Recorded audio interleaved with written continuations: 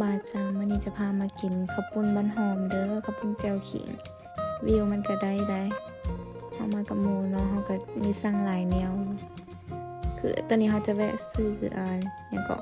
เขียบหมูเนาะบ้านหอมแซ่บเค็มๆนัวๆอยู่ตอนนี้แต่อาหารก็มาแล้วเนาะเฮาก็มีปิ้งปลามีสุดใหญ่แล้วก็มีหยังวะคูคะน้าบ่ก็เริ่มแต่งแจ่วเลยเนาะมักเผ็ดกับขิงแล้วก็ใส่ปลาแดกแล้วก็อุ้ยอันนี้ หลงโอเคแล้วค่ะก็ตึมน้ำเนาะแล้วก็ได้แล้ววันนี้เขาจะมาเกี่ยมเครื่องเคียงเนาะคู่คันหน้าแล้วก็ปลาเคียบหมูเลิศมากแซ่บแห้งแล้วก็เติมความหวานโดยเป๊ปซี่แซ่บอยู่ได้ห้าปรุงนะ